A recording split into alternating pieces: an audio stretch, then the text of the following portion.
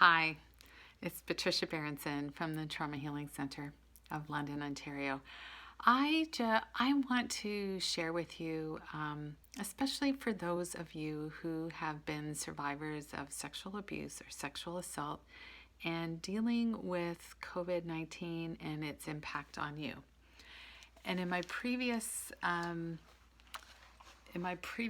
posts, I've talked about focus fatigue, the freedom freeze, and the force field. Focus fatigue, meaning it's really straining on our eyes. Freedom freeze, we're not able to move as well in an online setting. And the force field is we're being forced, voluntold, to work differently, possibly online. And so I wanted to share with you how this can really translate into being triggered. And number one, you are not crazy.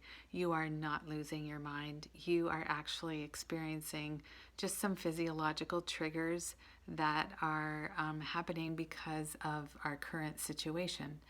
So one is the focus fatigue.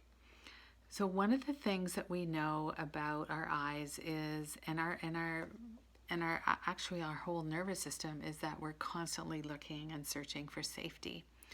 And so that's a lot more stress on us because our environment is more limited when we are online.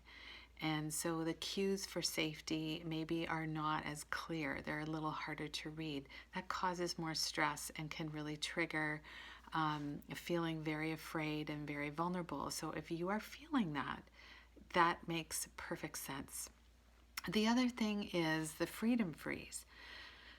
So how it will translate if you've experienced sexual abuse or any kind of sexual violence is the sense of when you're working online in particular, you're not able to move as freely. Even when you go to the grocery store, it's different now. And there's a restriction, there's a feeling of I just can't do the things that I used to do.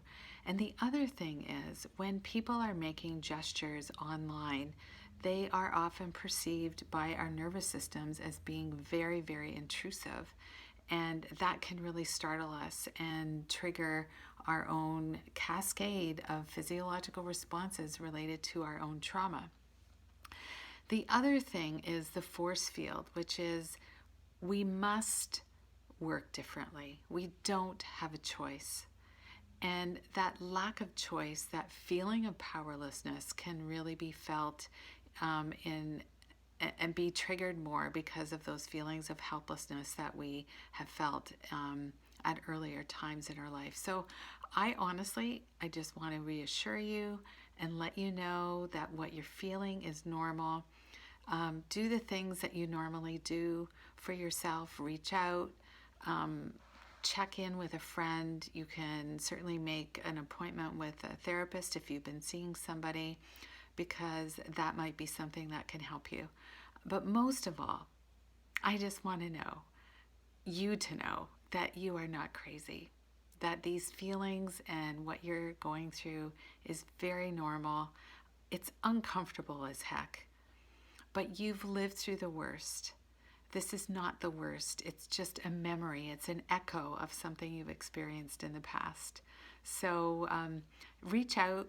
You can reach out to me at patricia@patriciaberenson.com.